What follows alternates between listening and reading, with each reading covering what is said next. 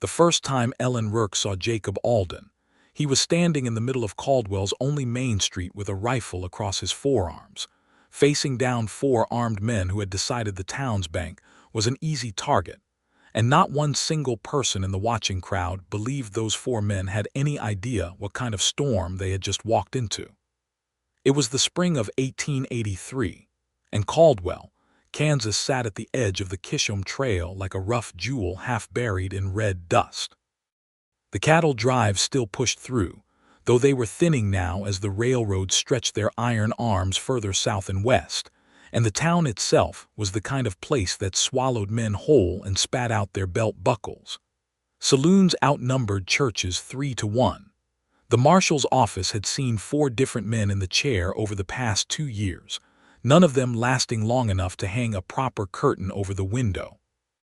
Jacob Alden had been wearing the badge for 6 months when Ellen arrived on the afternoon stage.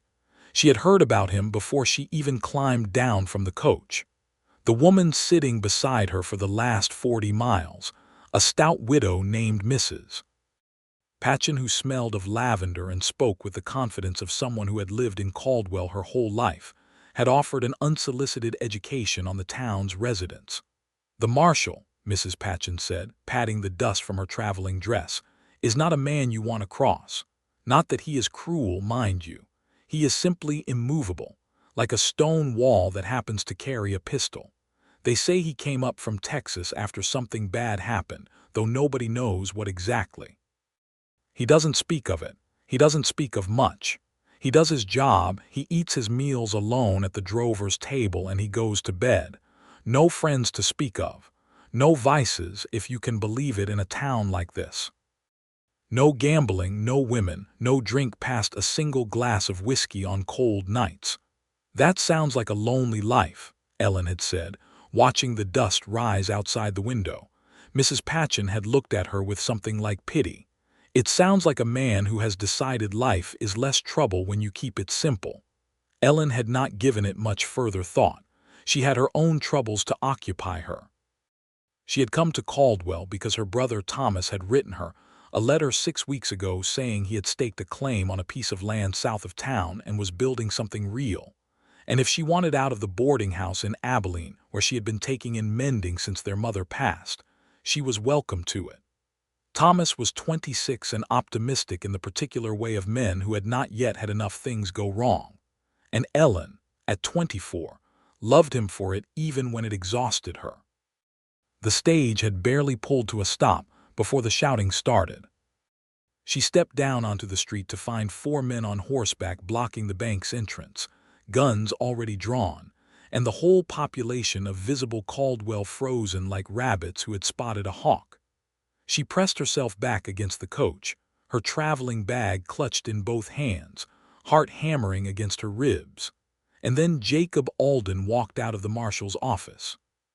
He was tall, lean in the way of men who worked rather than starved, with dark hair going silver at the temples, and a face that looked like it had been cut from something harder than ordinary flesh. He wore a plain brown duster and a badge that caught the afternoon light for just a moment before he stopped walking and stood very still in the street. "You boys are going to want to make a different choice than the one you're currently making," he said, and his voice carried across the whole street with the unhurried certainty of someone who had never once doubted whether he would be heard. The leader of the 4 men laughed. He had a red bandana around his neck and the permanently sunburned look of someone who had spent too long on the wrong side of the law and the wrong side of the weather. "There's 4 of us, Marshal, and 1 of you." "I can count," Jacob said. He did not shift his weight. He did not adjust his grip on the rifle. He simply stood there, and Ellen, watching from beside the stagecoach, felt something she could not immediately name, the absolute conviction that this man would not move an inch no matter what happened next, and that somehow the 4 horsemen were beginning to understand this too. It took 3 minutes. That was all. The leader looked at his companions. Something passed between them that was not quite words.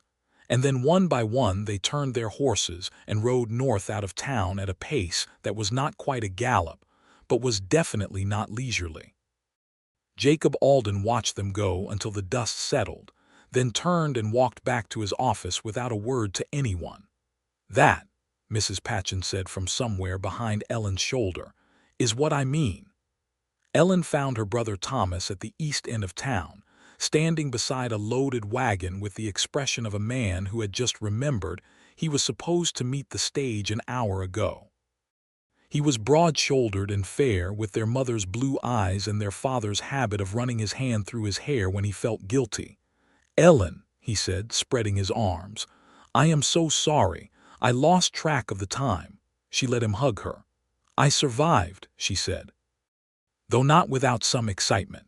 She settled in over the following days with the focused efficiency that had always been her most reliable quality. Thomas's place was raw and unfinished, more potential than structure, but the bones were good. There was a proper house frame with 4 walls and a real roof, a well that ran clean, and 2 acres that had already been broken for planting. Thomas had hired a hand named Pete Gonzalez, who was quiet and capable, and who looked at Ellen with the polite bewilderment of a man who had been warned. A woman was coming, but had not quite prepared himself for the reality of one who reorganized the entire kitchen within 2 hours of arriving. Caldwell itself, Ellen approached the way she approached most unfamiliar things, carefully, with her eyes open. She took note of who was kind and who was merely performing kindness. She learned which merchants were honest and which required watching. She bought flour and salt and dried beans from the general store run by a Mr. Hopper who was fair-priced, and did not make her feel like an inconvenience, which she appreciated. She did not speak to Jacob Alden for the first 2 weeks. She saw him regularly. It was not a large town, but he moved through it in his own particular orbit, steady and separate, and there never seemed to be occasion. He nodded when they passed on the street, the way he appeared to nod at everyone, the formal courtesy of a man who had decided that civility and engagement were different things, and only the first was required. The occasion came because of a loose board. She had been coming back from Hopper's general store with a basket of supplies when the board on the edge of the boardwalk gave way under her left foot and sent her sideways in a thoroughly undignified tumble. She caught herself on her hands and one knee, basket rolling free, tins of beans skidding across the planking, and was conducting a rapid and silent inventory of her dignity, which had not survived entirely intact, when a pair of boots appeared in her field of vision. She looked up. Jacob Alden stood above her, and before she could say a word, he had already crouched down to her level and was picking up the scattered tins with the systematic efficiency of someone who had apparently decided that helping was part of the job and required neither fanfare nor conversation. "Thank you," she said, gathering herself and reaching for her basket. "Board's been loose 3 weeks," he said, not looking at her. "Told Hopper about it. He hasn't fixed it. I'll try to remember." He handed her the last tin and she stood, and for just a moment they were both standing, and she was close enough to see that his eyes were an unusual color, not quite gray, not quite green, but something between the two that reminded her of river water in October. They were watchful eyes, but not unkind. Just contained the way everything about him seemed contained. "You're Thomas Rourke's sister," he said. "Ellen," she said. "Ellen Rourke," he nodded. "Jacob Alden." "I know," she said. "Mrs. Patchen told me about you on the stage." Something moved across his face, brief as cloud shadow, that might have been mild embarrassment or mild amusement, and she found she could not quite tell which. "I expect she had opinions," he said. "Several," Ellen agreed. He looked at her for one moment longer than was strictly necessary for the conclusion of a practical exchange, and then he settled his hat a fraction lower on his head and walked on. She watched him go and thought, against her better judgment, that Mrs. Patchen had left some things out. The weeks that followed had the particular texture of a prairie spring violent beauty, broken up by heavy weather, and days so clear and golden, they seemed to apologize for the storms. Thomas threw himself into the work of the land with the single-minded joy of a man who had found his purpose, and Ellen found herself discovering something unexpected, which was that she loved it too. She had been in towns her whole life, Abilene and before that Junction City, and had thought herself a town person, but there was something about the flat immensity of the Kansas prairie that did something to her chest she did not have a good word for. It was not comfort exactly. It was more like honesty. The land did not pretend to be anything other than what it was. She started selling pies.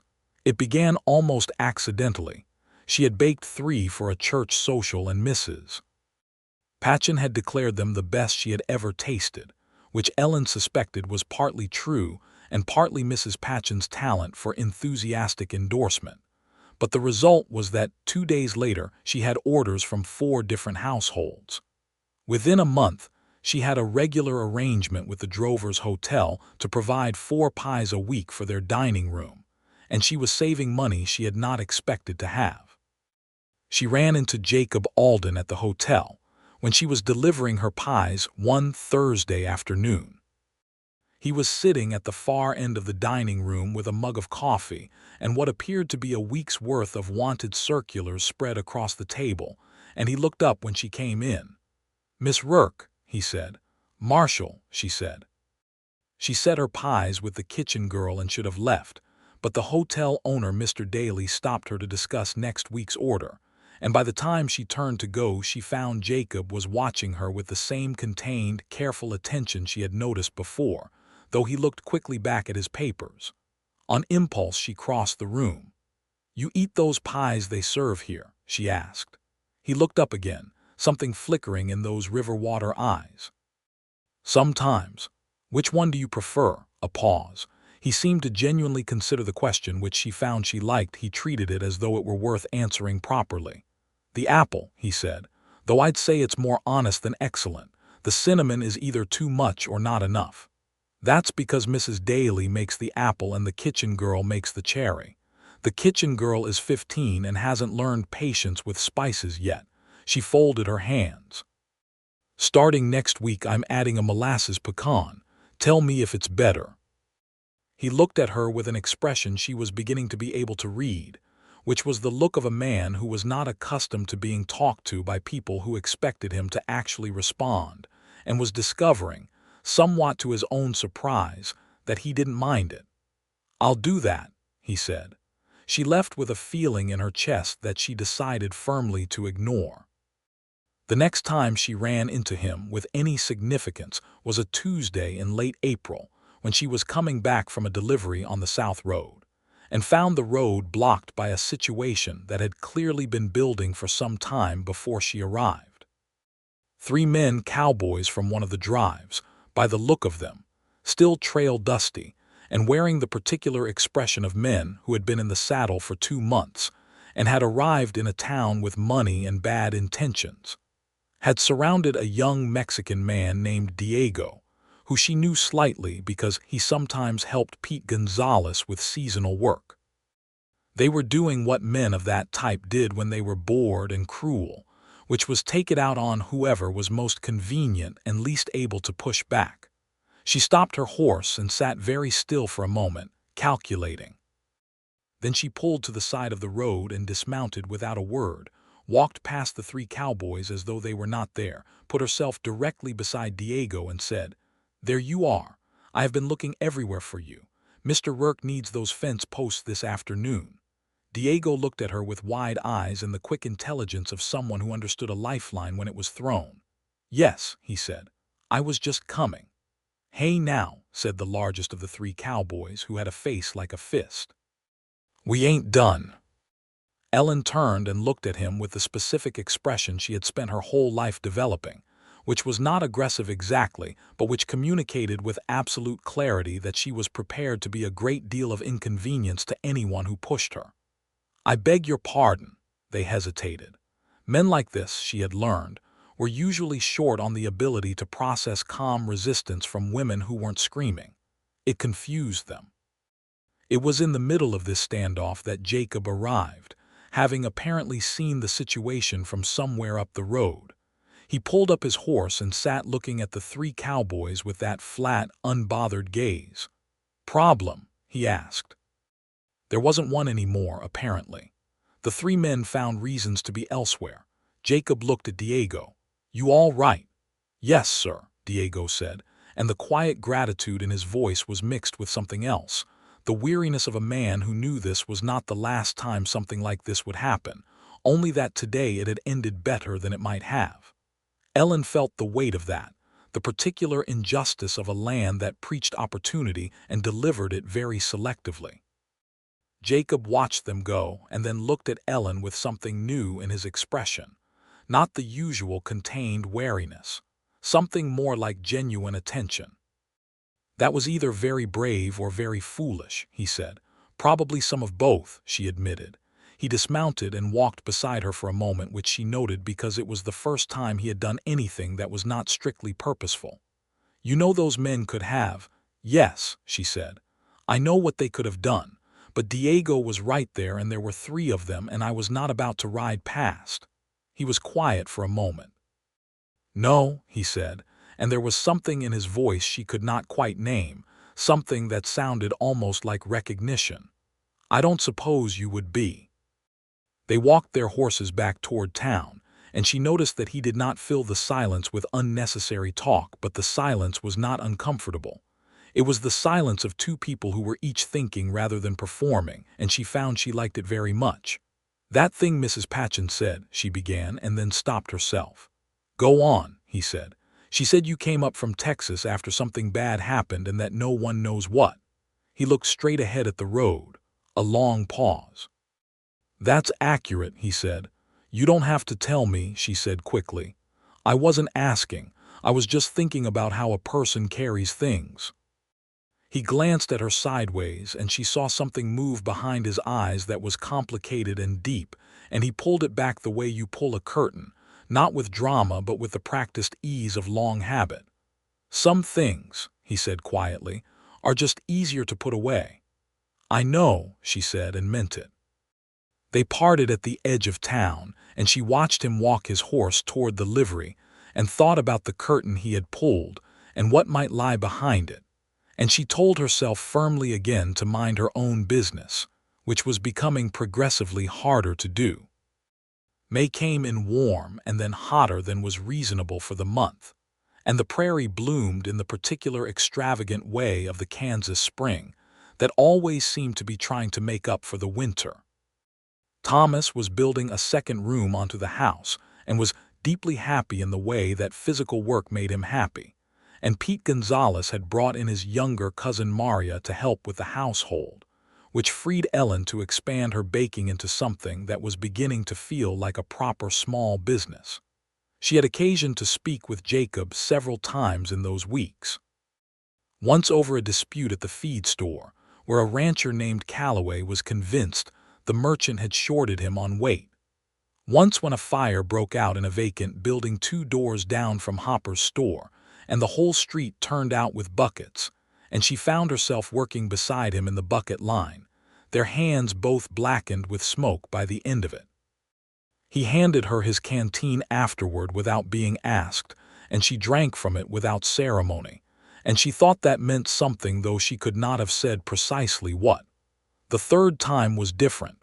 She had been walking back from an evening delivery. It had run late because Mrs.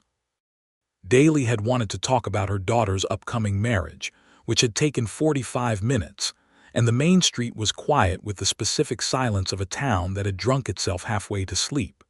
She had her lantern and knew the way perfectly well, but as she passed the marshal's office she saw a light under the door and heard something that gave her pause. Music. It was barely audible, low and careful, like someone who was playing for themselves and not for any audience. A harmonica, slow and a little mournful, something she did not know the name of but that had the feeling of distance in it, of looking back at something from a long way away. She stood on the boardwalk outside his door for a moment that she would later think was either brave or intrusive, and decided it was neither, just honest. She knocked. The music stopped immediately. A pause and then his voice. "Come in." She opened the door. He was sitting at his desk and the harmonica was already in his shirt pocket, so smoothly put away that if she hadn't heard it she would not have known it was there. He looked at her with the carefully neutral expression she recognized as the face he showed the world. "Miss Rourke," he said, "is something wrong?" "No," she said. "I was walking past. I heard music." A beat of silence. Something in his face shifted by a fraction. "I didn't realize anyone was about." "You play well," she said. "You don't need to stop." He looked at her for a moment, then looked down at his desk and straightened a stack of papers that did not need straightening. "Old habit," he said. "I don't usually." He stopped. "Play where people can hear," she offered. "Something like that." She came inside and sat in the single chair against the wall, the one that was meant for citizens with business to discuss, and she set her lantern on the corner of his desk and folded her hands in her lap and looked at him calmly. "I won't tell anyone," she said, "if that's what you're worried about." "I'm not worried," he said, which she suspected was not entirely true. "Then play," she said simply. He looked at her for a long time with the river water eyes that she was learning could hold a great deal without giving it away, and then he reached into his shirt pocket and took out the harmonica and played 3 notes, just 3, as if testing whether the world was going to end. It didn't. He played on. It was beautiful in the way of something that has been kept private for a long time. The tune was melancholy in the way of many frontier songs, the kind that were built on the bones of loss and distance, and she sat quietly and listened, and did not say anything until he stopped, which was after perhaps 10 minutes. "Thank you," she said. He looked at the harmonica in his hand with an expression she had not seen on him before, something open and a little uncertain, like a man who has just realized he is in slightly unfamiliar territory. "I learned it from my mother," he said, and then appeared to surprise himself by saying it. "She used to play on the porch back when I was young."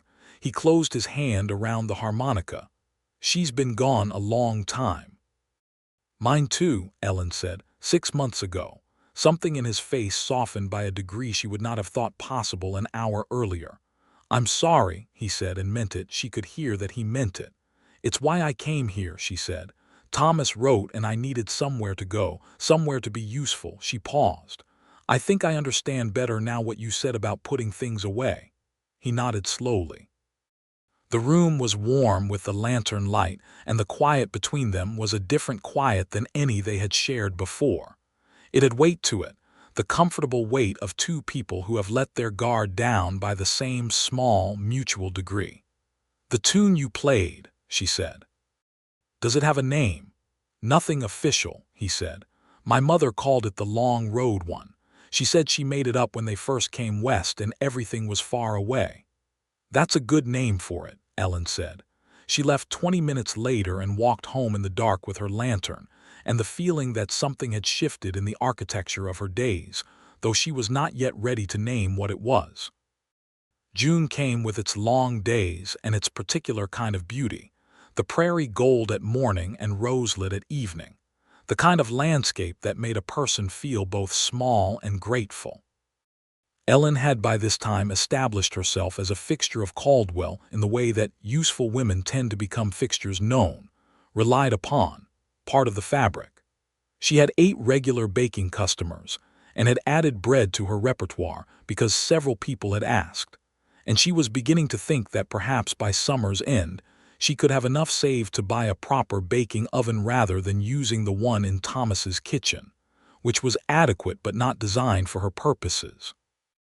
She and Jacob had settled into something that was not yet clearly defined, but that both of them were aware of.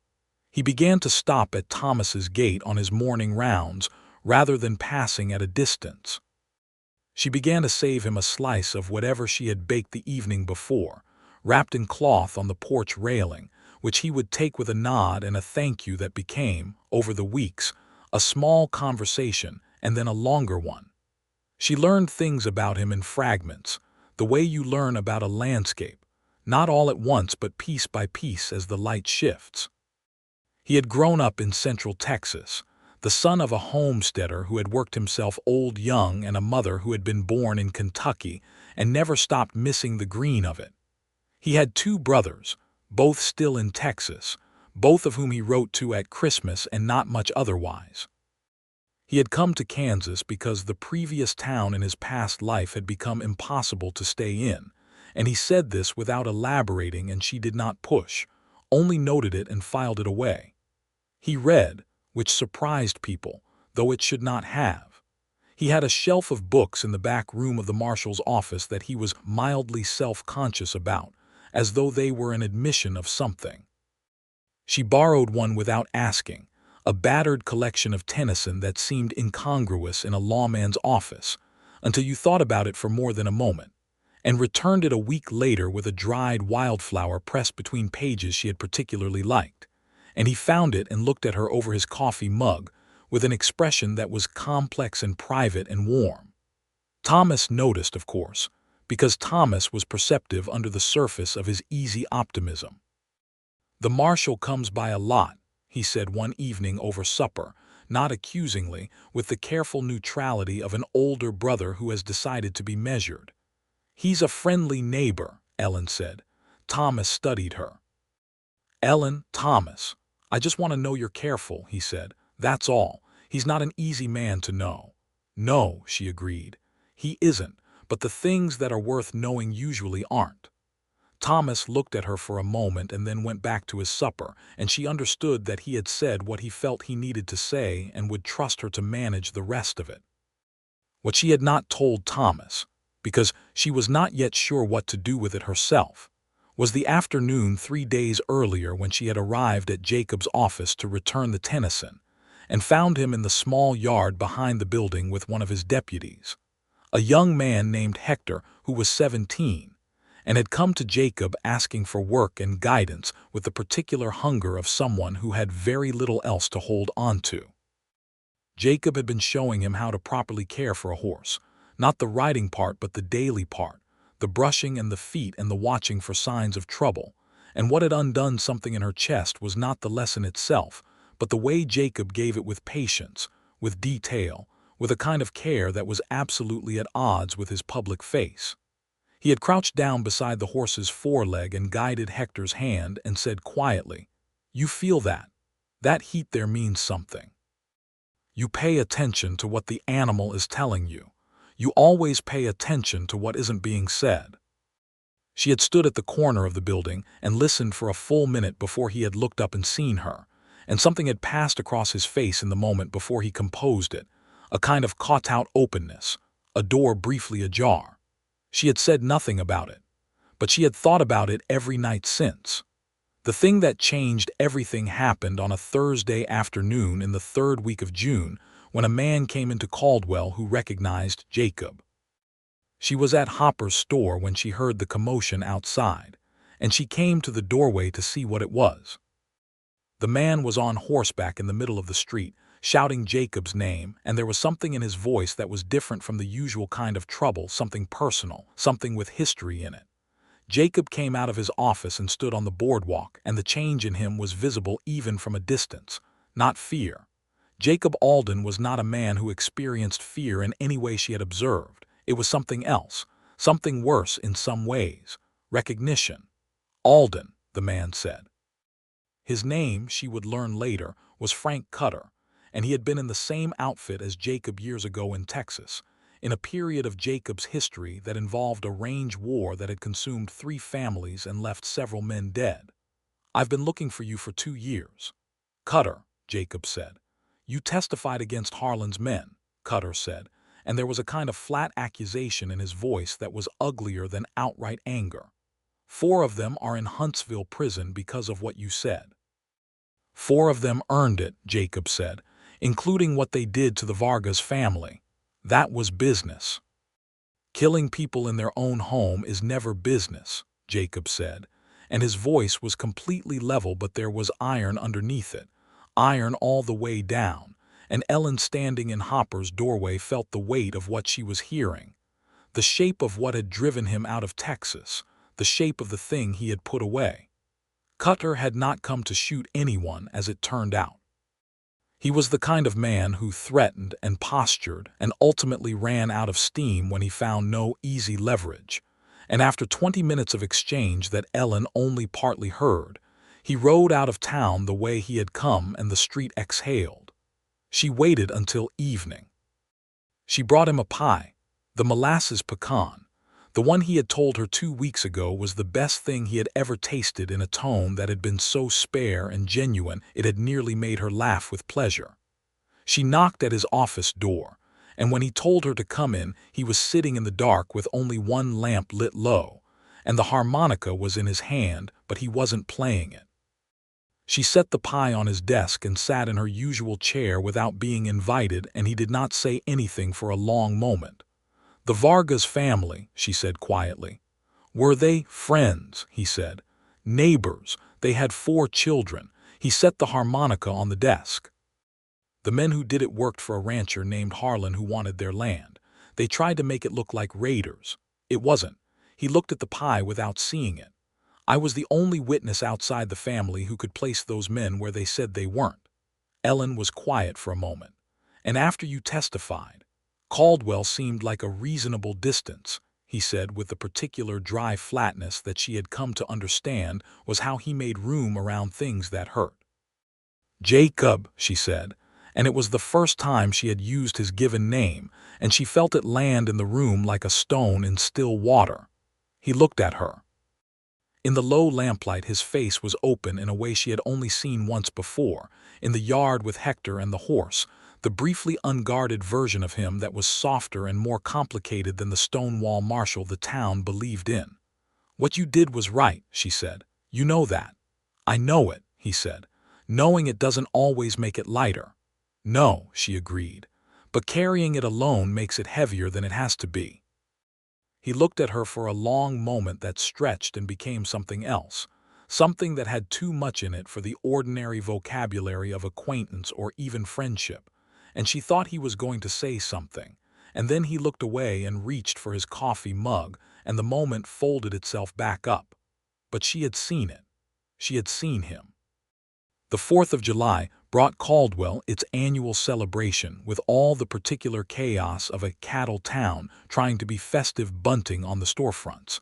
A traveling musician who set up in the square with a fiddle that had seen better days but still worked, and the kind of general high spirits that tended to tip over into trouble by sundown.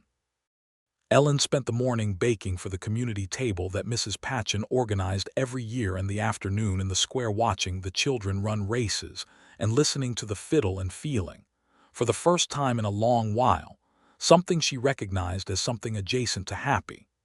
Jacob appeared beside her at some point in the middle of the afternoon, the way he had a habit of doing, not announcing himself, just there, standing at the edge of things the way he always stood. "You're not in the dancing," she observed. "I don't dance," he said. "You don't dance," she repeated, tasting the words. "Or you've decided not to." He turned and looked at her with that complicated expression she had come to know well, the one that lived between amusement and something more serious. "Miss Rourke." "Ellen," she said firmly. A pause. "Ellen," she turned toward him. "Teach me something I don't know about you," she said. It was an odd thing to ask, perhaps, but she had found that asking Jacob oblique questions tended to open more than direct ones, because direct ones hit the wall he kept up and oblique ones sometimes got around it. He was quiet for a moment, watching the dancers. "I wanted to be a schoolteacher," he said at last, so quietly she almost missed it. "When I was young, before everything else." She looked at him. "You would have been good at it." "I don't know about that. I've watched you with Hector," she said. "You are a very good teacher when you think no one is paying attention." He turned to look at her then with an expression that she felt like a hand pressed briefly to her sternum. "You watch," he said, not as an accusation, more like something he had just confirmed. "Yes," she said simply. The fiddle shifted into something slower, and the couples in the square adjusted, and the evening light was the color of honey over everything. Ellen felt the evening balanced on something fine, like a coin spinning on its edge. "I should have done things differently," Jacob said quietly. "A long time ago, made different choices." "You were trying to do right," she said. "You still are, that's not nothing." He looked at her, and there was something in his face that was not armored, that was just him, just Jacob without the stone wall and the public face and the careful containment, and she thought her heart might simply break under the weight of caring about him, which she now understood she did. Fully. Without reservation. "Ellen," he said, and he said her name differently than he had before, with a different weight to it. "Yes," she said, before he could say whatever he was going to say, and he stopped and looked at her and she looked back at him, and the fiddle played and the evening light went gold, and she thought that some things did not need to be said, only witnessed. He did not take her hand. He was not a man who did things like that without invitation and time, and she understood and did not mind. But he stayed beside her through the rest of the evening, and the fiddle played, and somewhere a child was laughing, and the stars came out one by one over Caldwell, Kansas. And she thought that it was enough, for now, to stand here in the warmth of what was already between them and know it was growing. He came by on Sunday morning for the first time, which was different because Sunday mornings she was not working. She was sitting on the porch with her coffee and a mending she had promised herself she would finish, and he came up the road on foot with his hat in his hand. The hat in his hand was a thing she noted because she had never seen him do that before, hold his hat rather than wear it, and he came to the gate and stood there. "I thought," he said, "I might ask if you wanted to take a ride. There's a creek south of here about 2 miles that I thought you might not have seen yet." She set down her mending. "Give me 10 minutes," she said. Thomas came out of the house behind her as she went to saddle her horse, and she heard him say something to Jacob at the gate and Jacob's low reply, and she was not close enough to hear the words, but she heard the tone, and it was the tone of 2 men treating each other with the seriousness of a mutual understanding. The creek was exactly as he had described, 2 miles south, green and cold in the shade of a stand of cottonwoods that rustled silver in the wind. They let the horses drink and then sat on the bank on opposite sides of a flat rock, and she understood this was as close as he would come to a formal declaration, this deliberate, careful invitation to a beautiful place, and she found it perfect in a way that matched him exactly. "How long have you been coming here?" she asked. "Since my first month in Caldwell," he said. When everything was still, he paused, searching for the word. "Loud," he said finally. "Loud on the inside," she said. "Yes." He looked at the water. "It's quieter now," she looked at him, "than when you first came here."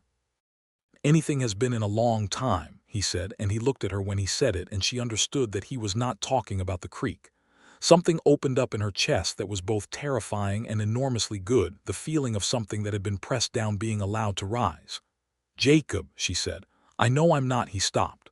"I know what I am," he said, "and what I'm not. I know I'm not easy company. I know I have another stop. History." "Jacob," she said again, and he stopped talking. "I have been looking at you for 2 months now, and I see exactly who you are. And I think you are one of the finest people I have ever known. And I would very much like it if you would stop trying to talk me out of this before it has properly begun." He looked at her for a long time, and the creek ran and the cottonwoods moved and the Kansas sky was the deep blue of high summer. "I'm not good at this," he said. "I don't need good," she said. "I need honest." "I am always honest," he said. "I know," she said. "That's one of the reasons." He reached across the flat rock between them and covered her hand with his, tentatively at first and then with a steadiness that was completely characteristic of him, and she turned her hand and held his, and they sat like that beside the cold creek in the cottonwood shade while the afternoon moved around them, and she felt something settle in her like a stone finding the bottom of clear water. Nothing dramatic happened. They did not kiss. They sat and they talked, and talking with Jacob, she discovered, when he had decided to fully give it, was one of the great pleasures she had encountered in her life. He had opinions about things that surprised her. He thought the railroad was doing as much damage as good to the prairie landscape, which she agreed with, and he had a complex view of the cattle industry that acknowledged both its importance and its costs, and he had once, years ago, read everything he could find about the Comanche because a Comanche elder had helped him once when he was lost on the plains at 19, and he had wanted to understand who that man was beyond what the newspapers said, which told her a great deal about him. She told him about her mother, about the boarding house in Abilene and the particular loneliness of useful, invisible work. about how she had always had more inside her than the situations of her life had made room for, and how Thomas's letter had felt like a door opening. "You would have found your way," he said, "regardless." "I'm finding it now," she said. "I think that's the important part." He looked at her with the expression she had come to think of as his real face, the one below the stone wall, and she thought it was the most arresting face she had ever seen, not because it was beautiful. It was, in its angular way, but that was not the reason, but because it was so fully, so quietly itself. They rode back to Thomas's house in the late afternoon, and he left her at the gate, and before he turned his horse he said, "Same time next Sunday." "Yes," she said. He put his hat back on and rode away, and she went inside to find Thomas pretending to read something at the kitchen table, and she sat down across from him, and he looked at her over the top of his book. "Well," he said. "Well," she agreed. He closed the book. "He asked me if he could come calling," he said, proper and formal. "Said he had respect for you and for me and wanted to do it right."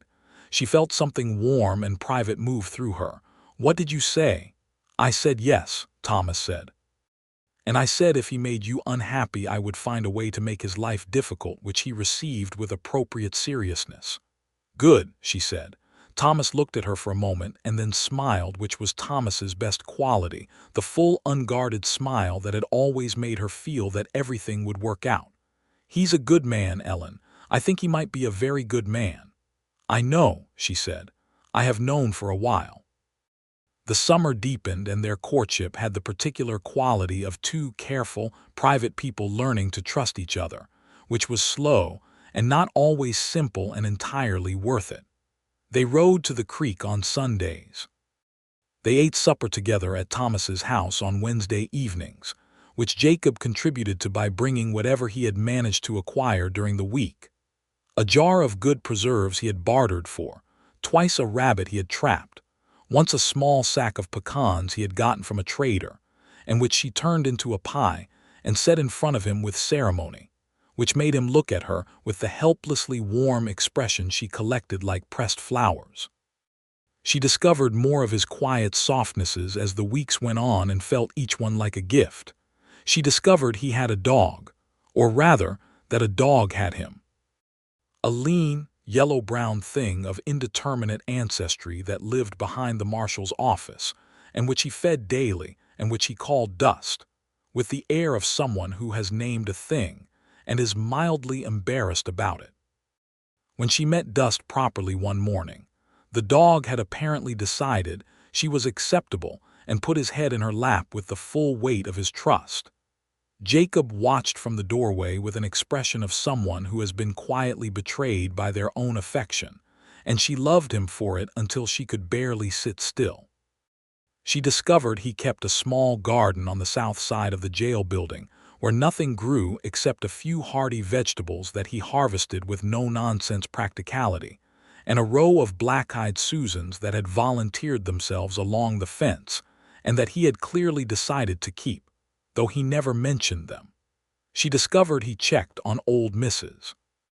Callahan, a widow of 70 who lived at the north end of town and had no family left, every Tuesday and Thursday morning without fail, and left firewood outside her door in winter and dropped in on the pretext of official business while actually confirming she had food and was well. And he did this so quietly that most of Caldwell had no idea it was happening.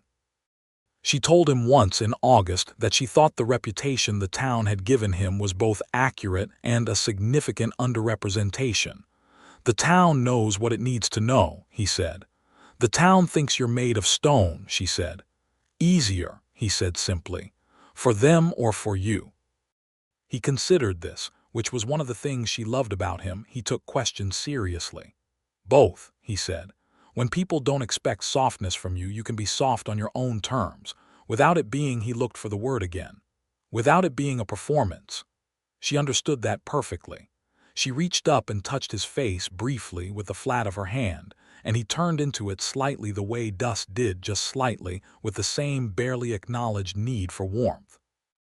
In September, he kissed her for the first time. It was at the creek on a Sunday afternoon when the cottonwoods were beginning to turn, and the air had the first edge of autumn in it. They had been sitting close together on the bank. This had happened gradually over the summer, the distance between them on the flat rock diminishing by degrees, and she had been in the middle of describing something Thomas had done that morning that had made her laugh, and she had turned to find him looking at her with the unguarded, open expression, and the words had simply stopped. He kissed her carefully, the way he did everything, with complete attention and no waste. It was brief and it was not enough, and when he pulled back he looked at her with those river-water eyes, and she thought she might be in very serious trouble in the very best possible way. "I meant to ask first," he said. "You did ask," she said, "not with words, but you asked." He looked at her for a moment, and then he said, with the characteristic spare plainness that she knew now was his version of poetry, "I think about you every day." "Good," she said. "I think about you every day, too." "Ellen," he said, and the way he said her name was a thing she wanted to keep somewhere safe. "Jacob," she said back in the same tone, and he almost smiled, which was rare and consequently precious. A full, real smile that she had now seen exactly 4 times and memorized all of them. October arrived with its cold mornings and its gold light and its clarity. Thomas's second room was finished and the house was solid, and Ellen's baking business had grown to the point that she had placed an order for a proper range to be shipped from Wichita, which was a real investment and which filled her with a particular satisfaction. She was building something. Both of them were building something, she and Jacob, separately and together, and she felt the weight of both and loved them both. The only complication came in the middle of October, and it came in the form of a letter. It arrived for Jacob, which she only knew because he told her, sitting across from her at Thomas's supper table on a Wednesday evening when Thomas had found an excuse to be elsewhere, which Thomas did reliably now on Wednesday evenings. "I had a letter from Harlan's lawyer," he said. "Harlan is appealing the convictions of his men. They want me to go to Topeka to testify again at the hearing." She set down her fork. "When?" "3 weeks. I'd be gone 8 to 10 days. He looked at her. "I don't want to go." "You have to go," she said, and he looked at her with the look of a man who is both grateful and frustrated at once. "I know," he said. "It is the right thing," she said. "You know what those men did. You know what the truth is. You have never backed down from the truth in your life, and you are not going to start now because it is inconvenient." He was quiet for a moment. "I am going to miss you," he said, and it was said so directly, without any of the usual careful wrapping, that it hit her somewhere deep. "Write to me," she said, "every day if you can." "I don't write letters," he said. "You will now," she said pleasantly. He did. Every day he was in Topeka he sent her a letter, and they were not long letters and they were not flowery letters, but they were entirely Jacob, full of observation and dry quiet humor, and buried at the end of each one something simple and honest and warm. One of them said only, in addition to a description of the hotel and the tedium of legal proceedings, "I find that Caldwell is different in my mind when you are in it." She read that one 4 times. The appeal failed. Harlan's men stayed in Huntsville, where they belonged. Jacob came back on a Tuesday afternoon, and she was at Hopper's store when she saw him ride in down the main street, and something in her chest, unknotted that she had not fully realized was knotted. She was at the gate of Thomas's property that evening when he came riding up the road at the end of his day, and she had not planned to be there particularly. It was simply where she was standing. He dismounted at the gate and they stood looking at each other in the October dusk, with the smell of coming frost in the air and the last light going pink over the prairie. "You're back," she said. "I'm back," he said. "How was it?" "The right outcome," he said, "which is the only good thing about it." Reached out and took his hand, and he gripped hers with the steadiness she had come to count on. "I have a question to ask you," he said. She looked up at him. "I have been thinking about it since before Topeka," he said. "I thought about it the whole time I was there." On the way back he paused. "I am going to be plain with you because that is the only way I know how to be." "Yes," she said, "please." "I want to build a life with you," he said. "A proper life. I want to marry you, Ellen Rourke, if you'll have me. I want you to be my wife." He looked at her with the open, unguarded face, the real face, and there was something in him that was afraid. She could see it, afraid in the way of someone who has had losses and has decided nevertheless to be brave. "I know I am not, yes," she said. He stopped. I hadn't finished. "I know," she said. "Yes." He looked at her for a moment, and then the last of the armor came off, completely. Not just the fraction she had been seeing all summer. And what was underneath it was a man who felt enormously, deeply, and quietly, and who was looking at her now with all of it visible, and she thought her heart was going to simply stop. He cupped her face in both his hands and kissed her with the same absolute full attention he gave to everything. And it was nothing like the careful brief kiss at the creek in September. It was something she felt all the way down to the ground. Thomas appeared in the doorway of the house behind them, looked at the gate, and went back inside with the discreet joy of a man who has correctly predicted the outcome of something. They were married in November, in Caldwell's small white church on a morning that was cold and bright and very still, with Thomas giving her away and Hector standing up with Jacob and Mrs. Patchen weeping with the enthusiasm of someone who has been waiting for this outcome and considers it a personal victory. Jacob wore his best coat, dark blue, and she wore a dress she had made herself from cream-colored wool with a collar of ivory lace that had been their mother's. And when she came down the aisle and he turned to watch her come, what was on his face was so completely private and so completely unguarded that she felt the tears she had promised herself she would not cry rise, and she blinked them back fiercely. The preacher, a young man named Reverend Holt who had been in Caldwell only a year and who still looked slightly astonished by it, read the words, and when he got to the part where Jacob was required to say what he felt, Jacob added, unprompted, and in the flat, honest voice that she loved more than any other voice in the world, "I intend to spend my life making sure she never regrets this. I give you my word." The church was very quiet for a moment, and then Mrs. Patchen made a sound that was probably a sob but sounded like it might also have been applause. They settled into the life of it with the ease of two people who had been quietly moving toward the same place for months. The marshal's house, a solid two-room structure behind the office that had been mostly unused, because Jacob lived, simply gained curtains, and a rug, and a kitchen that smelled of bread and cinnamon from the first week of December. And Jacob moved through the new warmth of it with the expression of a man who has come in from a very long time in the cold, and is not yet entirely accustomed to the temperature, but is not going anywhere. He was a good husband in the ways that mattered. He was present, by which she did not mean simply physically, but the way that some people arrive in a room and some people actually come. He listened when she spoke and took what she said seriously.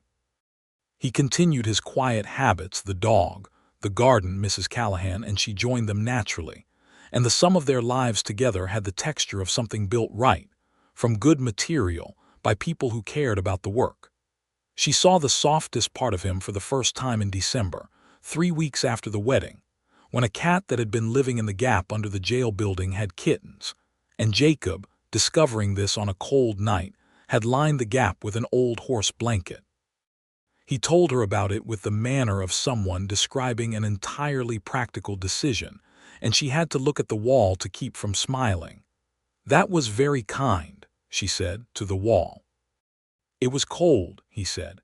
"Yes," she said, "very practical." She heard him make a sound that was the smallest, most reluctant version of a laugh. The winter was a hard one, the kind that comes down over the Kansas plains with the impersonal thoroughness of something that does not bear you any particular ill will. It simply is. The cattle drives had stopped for the season, and the town was quieter with a cold weather quiet. Jacob's work in winter tended toward the slow-burning disputes that could not be resolved by the mere presence of the law, neighborly quarrels over fences and water, and the accumulated grievances of people who had been spending too much time indoors together. There was one matter that took longer to resolve, and that Ellen felt the weight of. In January, a family named Morrison arrived in Caldwell, having lost their farm north of town to a combination of bad harvest and a bank that had no interest in flexibility. They had 4 children under 10, and arrived with what they could carry in a single wagon. Jacob saw them arrive from the office window, and by the end of the day had arranged for them to use the vacant building at the end of town as temporary shelter, had organized a collection of food and blankets from 3 households including their own, and was already talking to a rancher named Elias Cole, who he knew was looking for a reliable hand come spring. He did all of this with the same quiet efficiency with which he did everything, and never mentioned it as though it were a particular merit. Ellen brought the Morrison children 2 pies and stayed to play with them for an hour in the cold building while their parents talked with Jacob about what came next, and when she came back she said to him simply, "You are a good man, Jacob Alden." He looked at the floor. Anyone would have done the same. "No," she said, "they wouldn't, that's the point." He looked at her, and something moved in his face that she recognized as the particular expression of a man who has been carrying a certain story about himself for a long time, and is only now beginning to consider the possibility that the story might be wrong. She kissed his cheek and went back to her baking, and she could feel him watching her, full of something she was coming to understand was not just love but gratitude, the deep and specific kind that comes when someone sees you truly and chooses you anyway. Spring came back to Caldwell with its extravagance and its optimism, and with it came the news that changed the shape of what they were building. Ellen told him on a Tuesday morning in April, having been certain enough for a week and absolutely certain for 2 days, and slightly nervous about his reaction in the way that even people who trust someone fully can be nervous about large things. She was direct about it. That was the only way she knew how to be.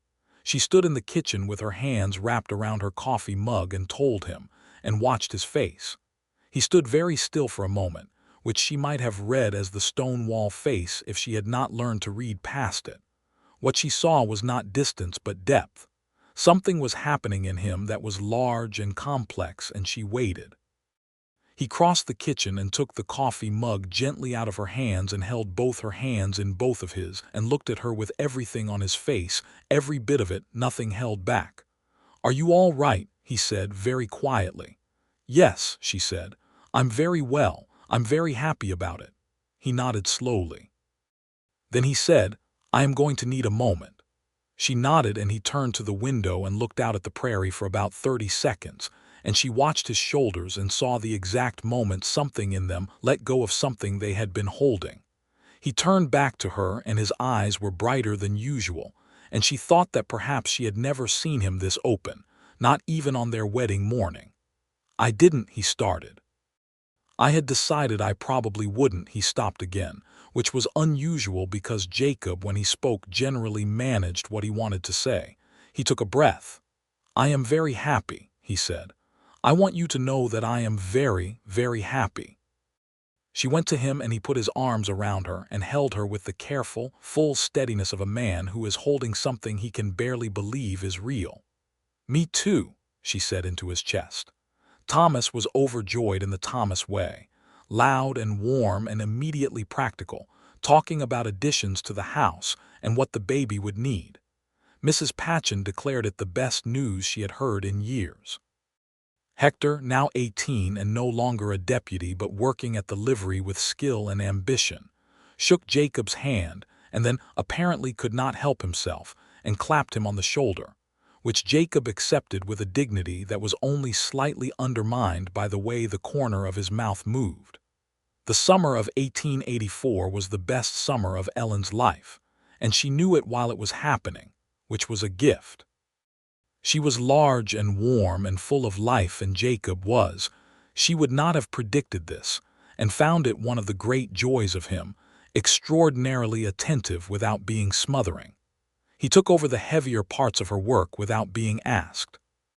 He read to her in the evenings, which had begun as her request, and had become something he seemed to genuinely love, his low, steady voice moving through Tennyson, and through a novel she had sent away to Wichita for, and through a book of natural history that he had read before and was reading again, because she was curious about it. He put his hand against her stomach one night in July when the baby was moving, and the expression on his face in the lamplight was the most private thing she had ever been allowed to see. Absolute wonder, absolutely unguarded. Strong, he said quietly. Like his father, she said. Jacob looked at her. You think it's a boy? I think it could be anything, she said. I just wanted to say that.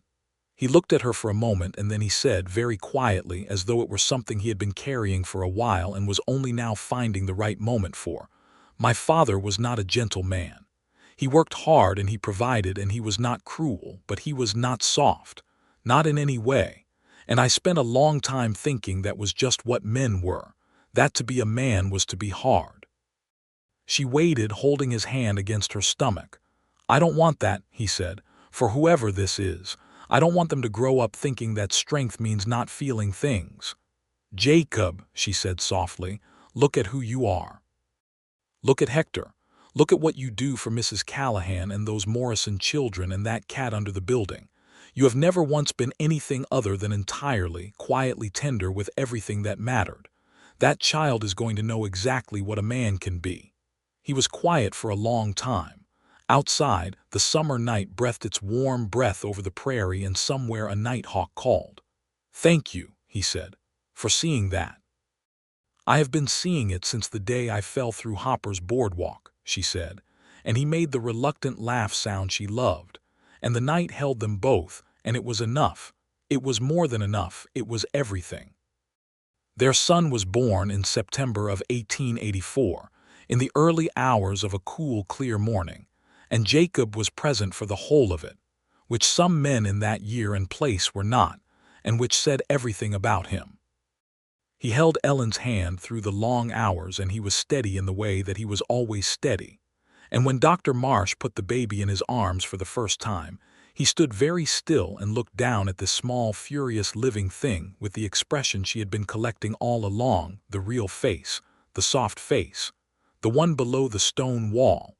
And this time there was nothing of the stone wall at all, nothing held back, nothing contained.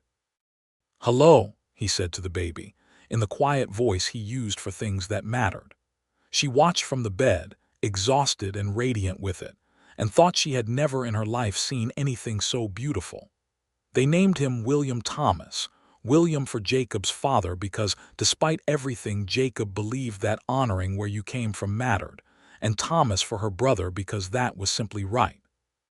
William was from his first weeks the kind of baby who seemed to have opinions, which delighted Ellen and appeared to mildly perplex Jacob, who had not considered that an infant could have a personality and was rethinking several assumptions. What undid her, quietly and completely, was watching Jacob with him. The stone wall was simply not there. With William, Jacob was, there was no better word for it, tender, in the full old sense of the word, careful and warm and paying attention with all of himself.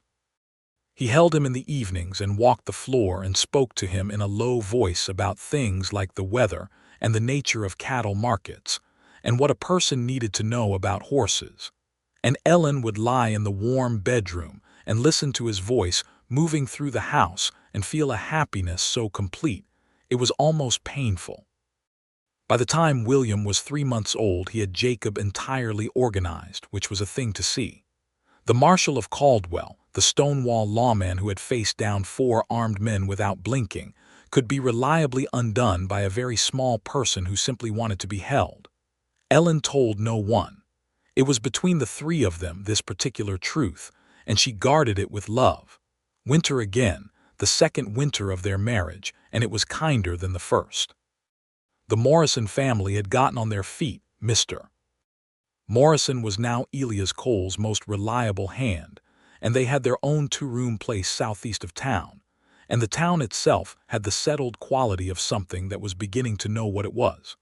The cattle trail was truly thinning now as the decade turned its corner, the ranches becoming something more fixed, and the town becoming something more permanent.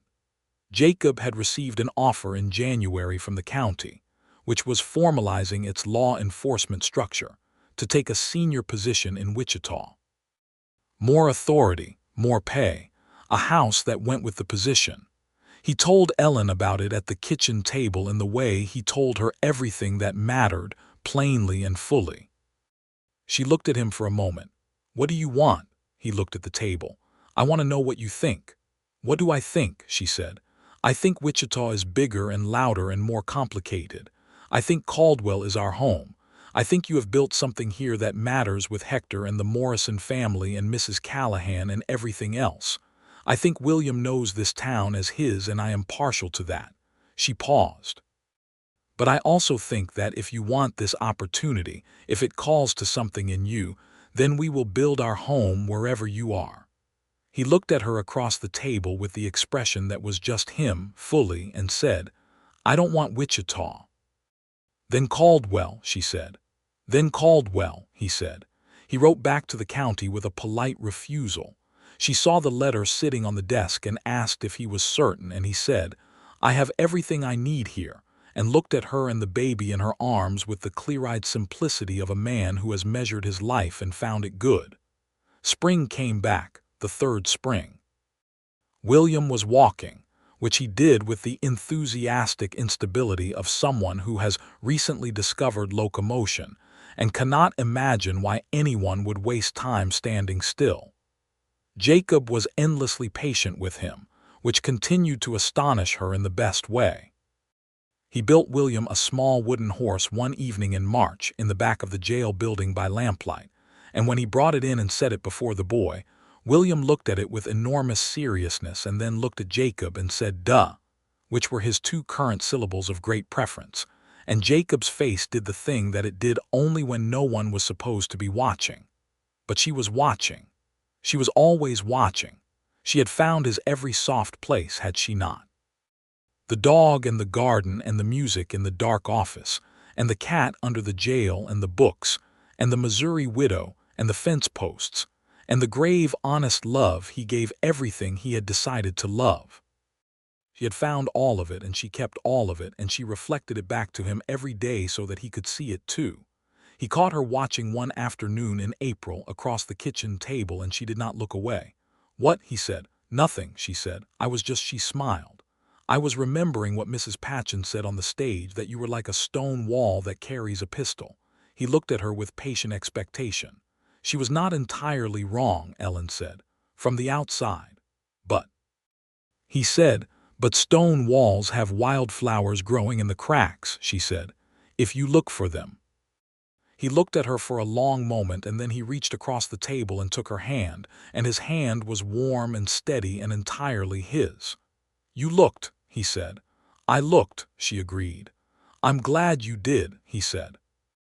Thomas came for Sunday dinner with Maria, who had become in the past year something more than a household helper, and who Thomas looked at with the transparent happiness of a man who has only recently understood something wonderful.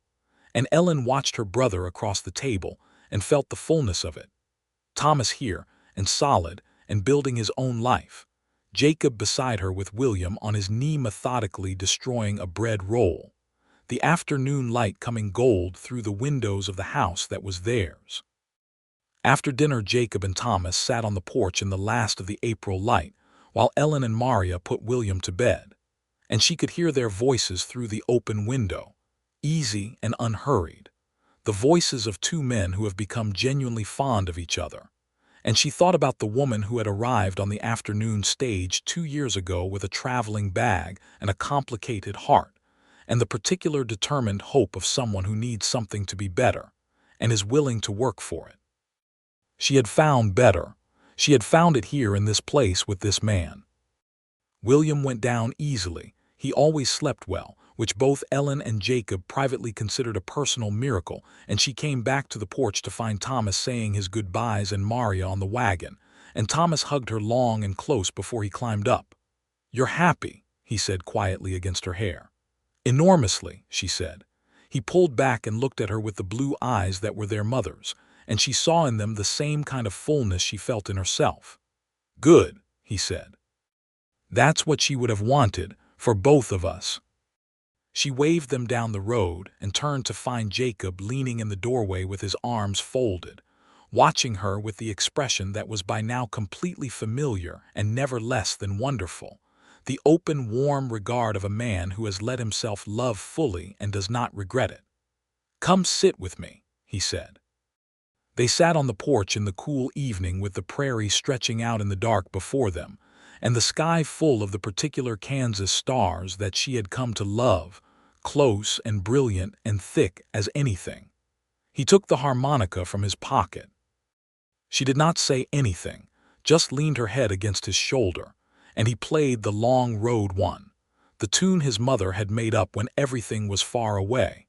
And the music went out into the dark evening over the prairie, and she thought about distance and arrival, and the finding of things you did not know you were looking for, and how the journey of it was the whole point, and how she had been lucky, specifically and enormously lucky, to have been dropped in this town, and to have looked up from a loose boardwalk into the river-water eyes of a man who had closed himself off from everything and simply waited to be found.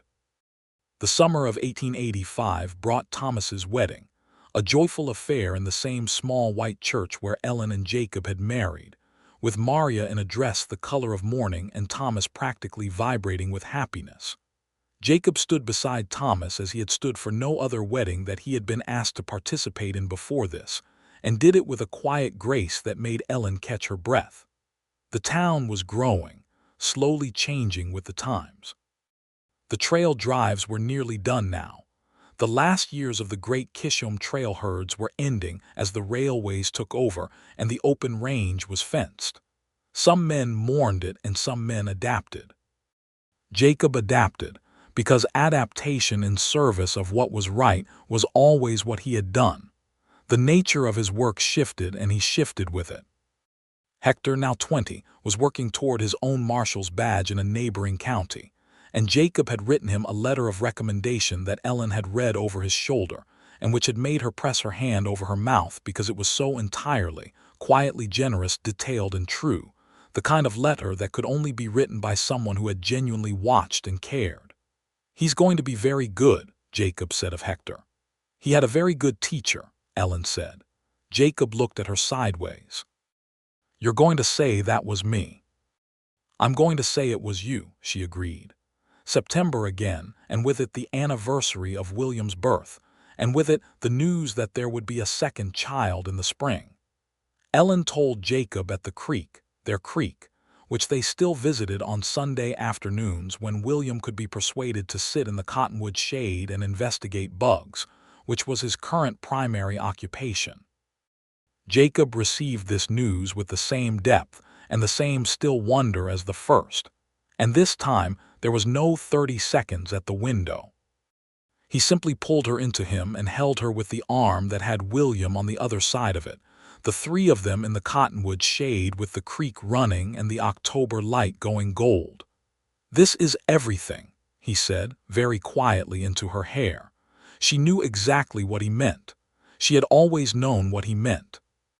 The second child was a daughter, born in March of 1886 on a morning that smelled of the first spring, and they named her Clara, after Jacob's mother. And when Jacob held her for the first time, he looked down at her with the same expression he had worn for William, and said to Ellen across the small room, "She has your eyes." "She has your stubbornness," Ellen said from the bed, exhausted and entirely pleased about it. He looked back down at Clara, and something moved across his face that was so private and so deep that Ellen felt the tears come properly this time, warm and right, because there was nothing to hold them back for. William was fascinated by his sister in the way of 2-year-olds, which was all reaching hands and excessive attention, and Jacob supervised the introduction with a gravity that was entirely characteristic and entirely loving, crouching down to William's level to guide his small hand to Clara's smaller hand and saying, with the patient seriousness he gave to everything that mattered, "Careful, that's your family right there. That's the most important thing." William looked up at him with the broad, trusting face he had gotten from his father. "Careful," he repeated with enormous solemnity. "That's right," Jacob said. Ellen watched from the bed and thought that she had been given something extraordinary. Not without its difficulty, not without its weather and its hard seasons, but real and deep and built right. She had come to Caldwell on an afternoon stage with a traveling bag and a complicated heart, and she had found a man who the whole town thought was made of stone, and had discovered, patiently and joyfully, every place he was quietly soft. She had found the music in his pocket, and the wildflowers along the fence, and the blanket under the jail, and the careful hands on a young deputy's shoulder. She had found the man who wept slightly at his daughter's birth and was embarrassed about it, and the man who had risked everything to tell the truth in a Texas courtroom, and the man who turned into the warmth of her hand by the creek in September like something that had been cold a long time and was finally willing to be warm. The following years filled in around them with the texture of a real life, not a storybook life, but something richer, something made of ordinary days that contained extraordinary things if you knew where to look. Jacob continued his work with the quiet effectiveness that had always defined him, adapting as Caldwell adapted, as the frontier changed its character around them and became something more settled. He learned eventually to accept a compliment without immediately deflecting it, which was a project that took Ellen 3 years of patient, cheerful persistence, and which she considered one of her finest achievements. He never entirely stopped being the man the town saw when they looked at him, contained, steady, the immovable thing in the center of whatever storm was passing through. But she knew what was underneath it, had always known since the first time she had sat in the hard chair against the wall of his office and listened to him play The Long Road One, and the knowledge sat warm in her chest every day like a lamp left burning. One evening in the spring of 1887, when William was 2.5 and Clara was just past her first birthday, and the house was full of the particular chaos of small children and dogs, Dust had been joined by a second dog they called Penny, another volunteer, this one retrieved from a mud puddle by William with the full support of both parents. Jacob came in from his evening rounds and sat down at the kitchen table and looked at her where she stood at the stove. "What?" she said, because she could read his face now like a text she had studied. "I was thinking," he said, "about what I would be doing if you hadn't come to Caldwell." She turned to look at him, and he looked at the table, his hands at the room around him, at William asleep in the chair he had pulled himself up to and fallen asleep at, crayon still clutched in his small hand, at Clara's basket by the wall, at the dogs by the fire, at the curtains she had made in December, at the bread cooling on the rack, at all of it. "I'd be eating alone in the drover's dining room," he said, "working through wanted circulars, sleeping badly." A pause. "Not unhappy, maybe, I don't know, but missing all of this." He looked at her. Missing this without knowing it was there to miss. She turned fully from the stove and looked at him, this man she had married, this man she knew every version of, the public one and the private one and the one at 3 in the morning when the baby was crying and he got up without being asked because that was who he was. She thought about every soft place she had found in him and the way he had let her find them, slowly and without demand, one small revelation at a time. "Jacob," she said. "Yes," he said. "You were never stone," she said. "You were just waiting for someone to look." He rose from the table and came to her and took her face in his hands the way he had at the Cottonwood Creek and in the kitchen after Topeka and on their wedding morning and on 100 other ordinary days that were not ordinary at all, and he looked at her with the river water eyes that held everything. "You looked," he said. "I looked," she said, "and I will keep looking every day for as long as there is light." He kissed her in the kitchen with the bread cooling on the rack and the children sleeping and the dogs by the fire and the spring evening coming soft through the windows of their house. And it was not a dramatic thing, not a thing that would be remarked on by history or remembered by anyone but them. Just two people who had found each other across the particular difficult geography of closed hearts and hard seasons, and had built, patiently and well, something that would hold. The Kansas stars came out one by one above Caldwell, as they always did, impersonal and brilliant, and the prairie stretched away in every direction into the soft dark. And in the marshal's house at the end of the main street there was lamplight in the windows and the sound of someone playing a harmonica, low and careful, The Long Road One, the tune made up when everything was far away and kept because some distances, crossed with the right person, become the very shape of home.